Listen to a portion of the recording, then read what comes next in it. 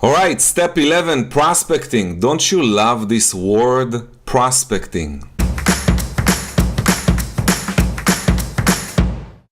All right, number one key for success is prospecting. Without prospecting, there is really no predictability in your business and no consistency. Prospecting is number one lead generation activity. For top producers, prospecting is their main source of income, and for them, prospecting comes first no matter what. So if you wish to become a top producer, you might want to adopt that mindset. Prospecting is going to assure you consistent lead generation and listing appointments, and you should do that every single day no matter what. Okay, what's prospecting? Another way to say prospecting is really booking appointment. All that prospecting is booking appointments. That's it. Now, there are two kinds of prospecting. One is over the phone prospecting, calling those you already met and know, which means your sphere of influence, past client. And then also over the phone prospecting to those you never met. For example, for sale by owners, expired listings, just listed, just sold, investors, for rent signs, etc. And then number two is door to door, which means door knocking, which is another form of prospecting. You're going to visit those you already know, which is your past clients, the center of influence, but you're also going to do door knocking cold, like for example, just listed, just sold, when you door knock around your open house and all that stuff. So we talked about two groups of people, right? Those you met already, which is your sphere, and those you haven't met, which leaves out everyone else. Now, you must consistently build a database, okay, by entering contact information of every single person you meet and every person you know. So obviously, everyone you know, your sphere of influence, your family, friends, neighbors, people you went to school with, etc., etc. Everybody that you know that is in your cell phone gotta go right into the database. So you gotta enter the information into the database. Hopefully your assistant is gonna do it for you. Top producers understand that their database is a gold mine. As a matter of fact, I know a lot of top producers that decided to retire, and then they sold another top producer their database, and they got paid a lot of money, millions of dollars, some people. So you got to treat the database like a gold mine. You got to build it, okay? Obviously include everyone you met and everyone you're meeting, okay? And you want to go and meet new people every single day, all right? Every day you got to meet someone new. That should be one of your goals. And then, of course, regularly you want to send out mail, emails, newsletters, and call everybody on that list. Let me explain in detail what is your met contact. So everyone you know, friends, family, colleagues, neighbors. So for example, you want to ask yourself this question. Who do you know that is an architect? Or who do you know that's an attorney?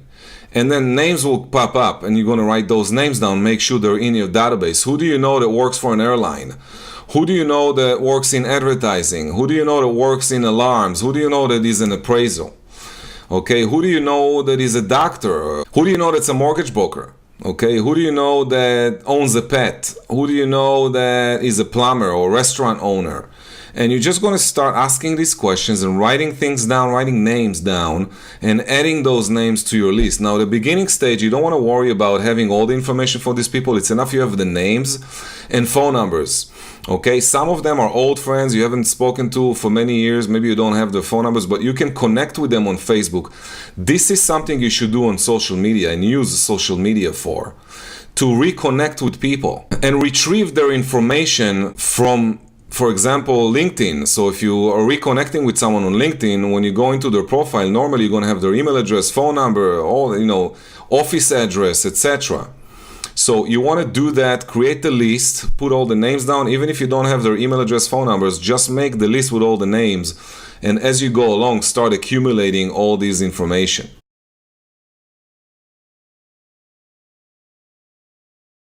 Growing your sphere of influence and past clients list should be your top priority. As you grow that list, you will convert more in business.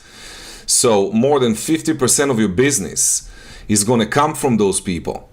Okay, it's easier to predict your income that way. You'll know, okay, if I have 1,000 people on my list, I can do minimum 50 transactions here, which is about 5% ratio. Okay, you need to be proactive and continually ask for referrals. We teach you how to do that with, specific scripts. And obviously, as I said before a few times, you got to meet new people every single day. A lot of top producers connect themselves with allies. Okay, I'm talking about building relationships with mortgage brokers, insurance agents, okay, attorneys, accountants, moving company owners. These are the people that are in the business. They're in the business working with people that buy and sell real estate.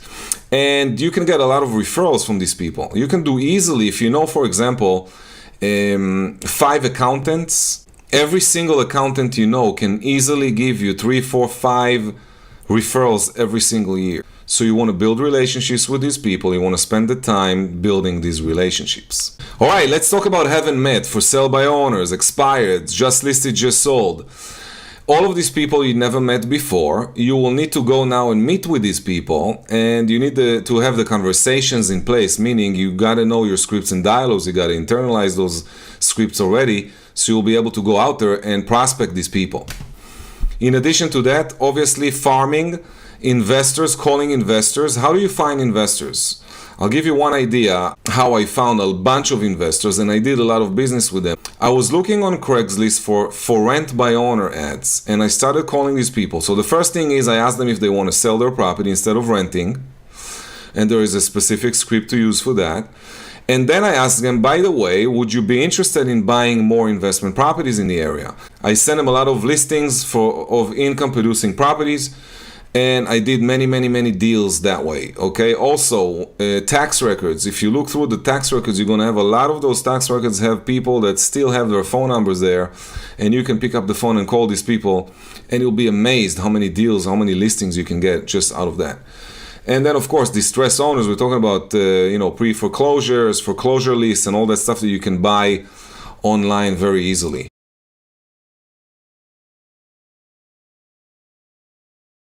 Okay, when prospecting, you need to remember one rule, and it's very important for you to remember that the quality is in the quantity. It's a numbers game.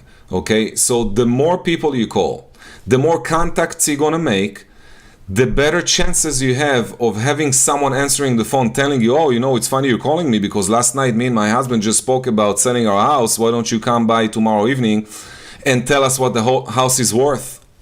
You can get a lot of these phone calls. You can come across a lot of these people when you do door knocking. Okay, so the quality is in the quantity. Now you're going to start building this database, and in the database you're going to start contacting them regularly. And make sure that when you build a database, you're going to safely maintain the data and don't share it with anybody else, okay?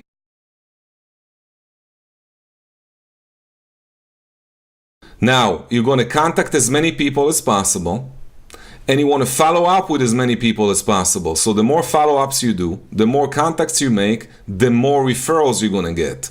And you're going to start asking these people for referrals.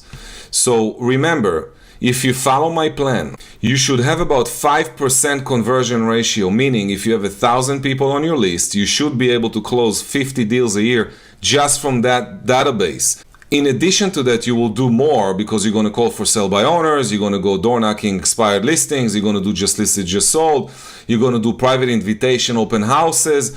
So all that stuff is going to give you more business, but 50% of your business should come from the database. Okay, I want to teach you a rule of thumb in the business, okay? So the number of sales you wish to have equal the number of daily contacts you must make. What does that mean? It means that if you wish to do 20 deals a year, as an example, you got to make 20 new contacts every single day. If you want to do 50 deals a year, you got to do 50 contacts every day. During my live training events, many agents tell me, Ron, I want to do 40 deals this year. And I say, that's great, that's awesome, let's work on it. So how many contacts are you doing every day? Well, I do maybe I call 10, 12, 15 contacts. And I immediately say, you cannot do 40 closings a year with 15 contacts. 15 contacts will give you 15 closings. So you got to remember that. It's going to help you in the business and predict your income. So for example, if you want to make $100,000 a year, and each deal on average you make $5,000, you need to do 20 deals. 20 deals equal 20 contacts every day. All right, so you got to know your numbers. You always need to track where the business is coming from. This is also something you got to do while you're prospecting. So when you prospect, you got to keep track of everything that's happening. How many times do you dial the phone before you make a contact? And then how many contacts do you need to make before you get a lead saying, we're looking to sell or we're looking to buy? Okay, you need to really learn and understand the numbers. You need to know how many times you need to duplicate certain activity in order to multiply your transactions. For example, if you call 20 people and you make 10 contacts and then you set up 2 appointments and you get a listing, then it takes you about 20 contacts to get a listing. That's really the math that you need to start discovering within your business. And once you know these numbers, you will then be able to predict your income at the beginning of the year. So starting of the year, when you write down your business plan, you will be able to predict exactly how much activity you need to do in order to get a certain amount of listings, and then you build your business accordingly. So remember, you got to know all these numbers that I'm showing you and sharing with you here on the screen. So you got to know the total numbers of dials versus contacts, how many total leads you created during prospecting time. How many appointments did you book? How many appointments got canceled? How many listings did you take? How many expired listings did you get today? How many, listings sold? All that stuff. All this information has got to be tracked, and you got to keep track of everything that's going on in your business. All right, another thing you got to do is before you prospect, because a lot of people have issues with prospecting, or they scared of the phone, they don't like to get rejected. There's so many challenges that can come across your mindset when you go out and prospect. You got to prepare a pre-prospecting routine, okay? Specific activities that are going to lead you to perform better. For example, role-playing. When you role-play a script for 30 minutes with someone, let's say you're role-playing with me right now a for sale by owner script over and over and over and over and over and over for 30 minutes. And then you're going to call a real for sale by owner. Do you think that the conversation is going to go smoother than if you did not do the role-play?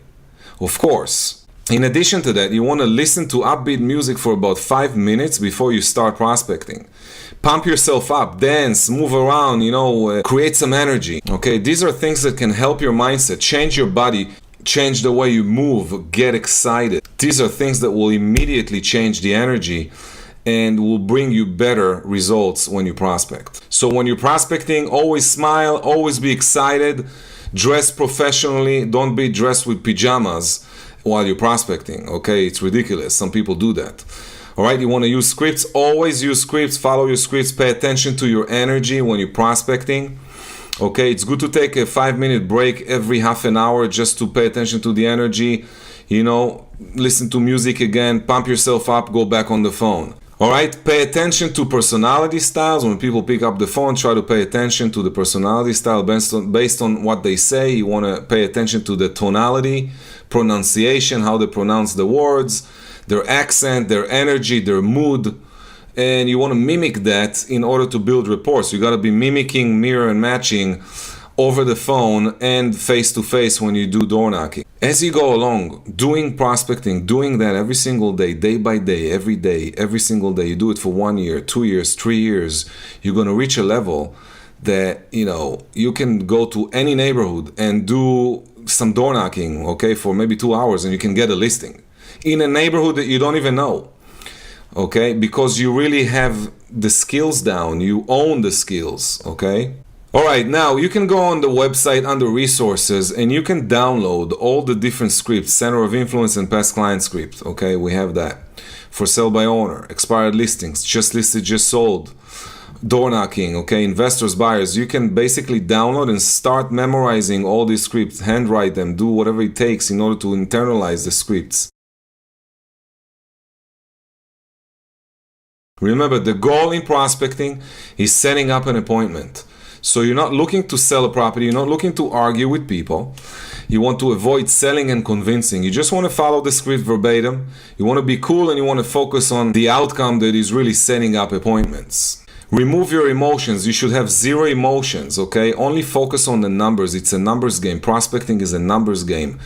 Don't get emotionally involved. So what if someone told you they're not interested? So what if someone hung up the phone on you or closed the door in your face? Who cares? In order to play, you must remove all of your emotions and expectations, okay? And don't be attached to the outcome. Look, There is a book that I really love. Okay, the name of the book is Go for No. You can see the information right here. Buy the book if you find it very difficult to prospect or door knock. You want to buy this book, and basically in the book what it talks about is every single day you're going to set a goal to get certain amount of no's. For example, 20 times I need to hear no over the phone. Let me call people until I hear 20 people say no, I'm not interested, thank you. And you start making phone calls, and your goal is to reach 20 no's. And you'll be surprised how many times before you reach your 20th, you will get a listing appointment. It's incredible. All right, so remember, no emotions when you play, when you're doing the numbers game. All right, let's summarize. Number one, you want to build a database. The bigger, the better. You want to consistently and systematically contact everybody by, calling them on the phone, sending something via email, and sending something in the mail. Number three, consistently do lead follow-ups. If you create a lead, you got to follow up on the lead.